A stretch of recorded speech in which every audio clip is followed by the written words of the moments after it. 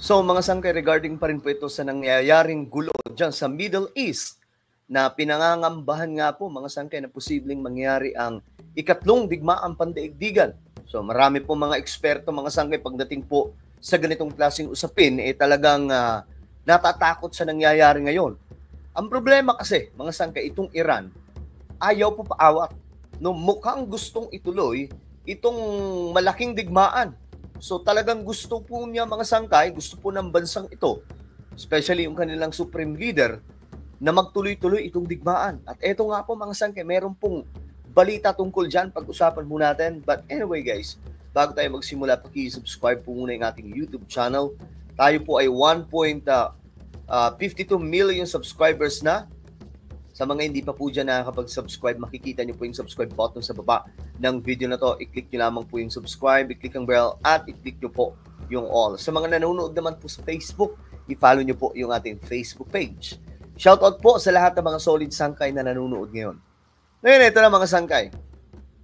Alam nyo, itong usapin, no, tungkol po dito sa ikatlong digmaan pandaigdigan ay lalo pong umiinit. Sa ngayon, mga sangkay, sa Middle East, ang pinag-uusapan. Naalala niyo mga sangkay, nung World War II, sa Europe ang mainit po, mga sangkay, na hot topic patungkol po sa kumakalat ng mga sigalot ng mga bansa. Ngayon, mga sangkay, dito sa atin, dito sa Asia. Ngayon, eto, tingnan po natin, Iran, walang balak ipagpatuloy ang nuclear talks sa US. So, ayan na mga sangkay. Kasi ang US po ang nagiging tulay para po ayusin po itong mga sigalot. Alam nyo, si Donald Trump, nagpapasensya pa po yan mga sangkay. So, kapag hindi po nakinig dito yung Iran, baka ang mangyari mga sangkay, tuluyan po talaga sila ng bansang Amerika. O ngayon, panoorin po natin ang balitang to.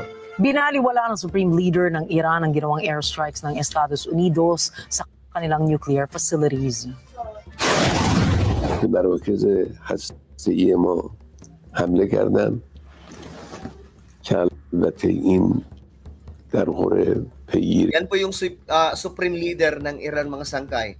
Yan po yung tinutukoy ng Israel na may masamang regime sa Iran. جزایی در دادگاه بین‌المللی است به طور مستقل،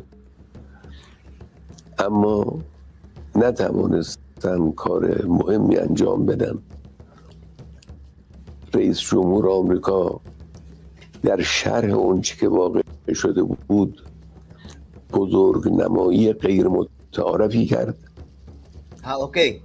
Ito kasi mga sangkay, ito naalala nyo, sinabi po ng bansang Amerika, naging headline po yun, na nagkaroon nga po ng isang matinding pag-atake. Itong kanilang B-2 Spirit bombers. Ito po yung pambihirang mga super weapon, okay, ng bansang Amerika. Nilusob po nila yung 3 nuclear sites.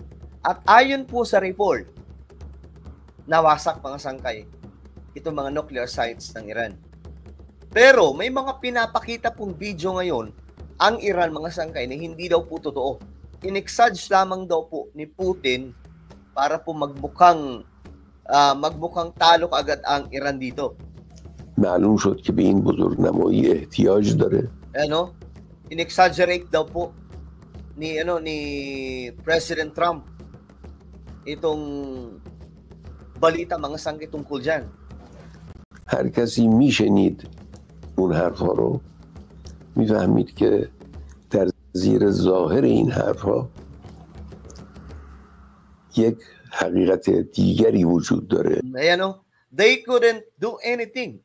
They couldn't achieve their intended goal. So hindi daw po talaga nagtagumpay itong bansang Amerika. Ngayon nga po mga sangkay, ang kinakatakot ng ilan kasi itong Iran nanghihingi na po ng saklolo sa Russia. Pero ang good thing lang mga sangkay, kasi itong Russia ngayon, kaibigan po ng bansang Amerika, si Putin at saka si Donald Trump. So wala po gaanong nagtitrigger, pero hindi din po natin alam. Since alam naman po natin mga sangkay na itong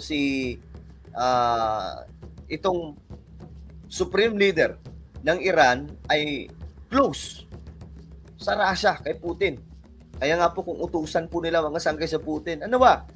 Gumalaw naman kayo dyan. Ganun na lamang po ang kanilang mabigat na salita sa Russia. Kasi nga po, may personal relationship ang dalawang bansang ito. کاری نتوانستن انجام بدن به مقصودی که داشتن نتوانستن برسن. Yan, ito po yung sinasabi ko sa inyo mga sangkay na B-2 Spirit bombers ng Amerika. Sobrang lupit po yan mga sangkay kasi hindi po yan nadidetect no, ng kahit anong radar na kahit anong bagay na pwedeng gamitin para makapang-detect.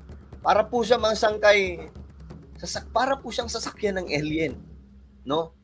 Sabi nga po sa mga information na lumalabas, itong B-2 Spirit bombers ng bansang Amerika, special, sila lang no po talaga meron.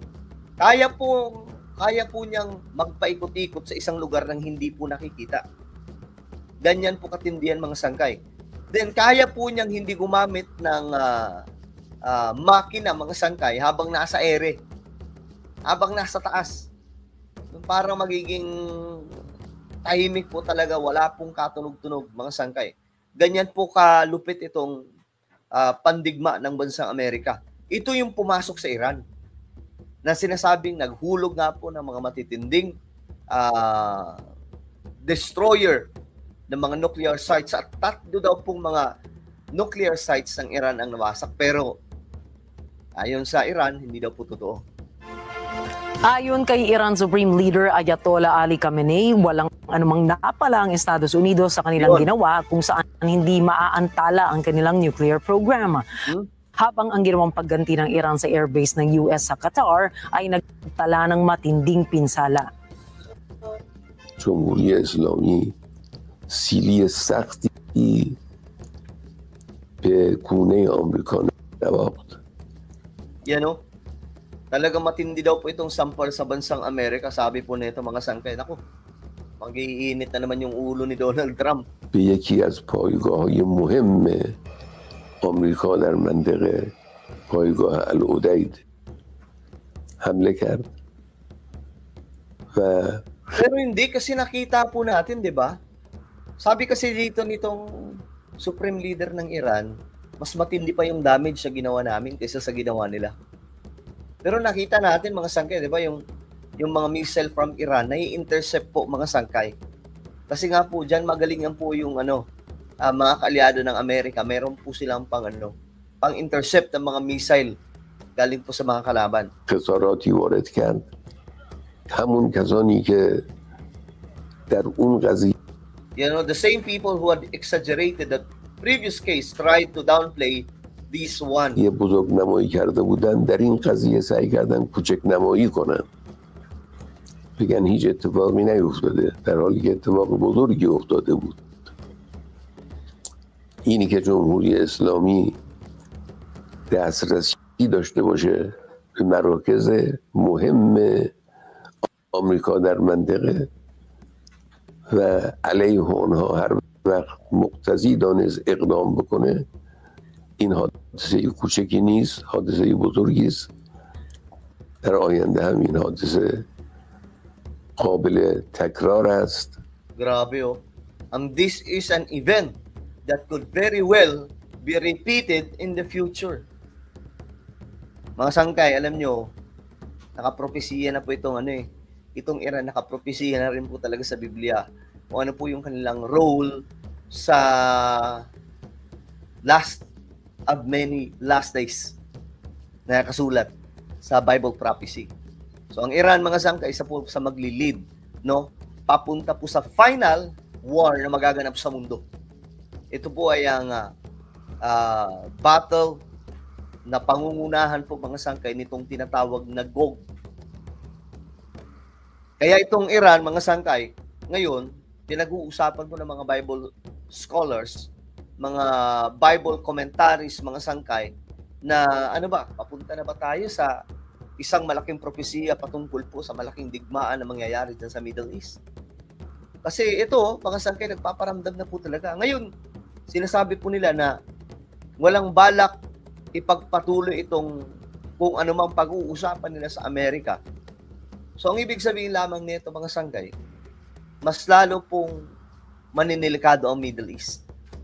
Kasi the more na hindi po nila pag-uusapan yan, gigit-gitin at gigit-gitin sila. Kita nyo ngayon mga sangkay, yung NATO forces, masyado pong dumikit na ngayon sa bansang Amerika. So kapag ka nagtuloy-tuloy yan mga sangkay, may magti-trigger po talaga na isang malaking digmaan that we are praying mga sangkay na hindi po mangyari. Pero kung mangyayari man, wala po tayong magagawa dyan kasi sabi pa nga po mga sangkay, yan po ay nasusulat ayon sa Biblia. But well, ano po ang inyong opinion mga sangkay tungkol po dito na mukhang itutuloy pa rin ng Iran itong malaking digmaan dyan sa Middle East at masyado pang nagyayabang ang kanilang Supreme Leader? Comment down below. Mayroon po tayong YouTube channel. Ito po ay Sangkay Revelation. Hanapin niyo po ngayon sa YouTube. Kapag nakita niyo na, i-click niyo po yung subscribe, i-click ang bell, at i-click niyo po yung all. Ako na po ay magpapaalam. Mag-iingat pong lahat. God bless everyone.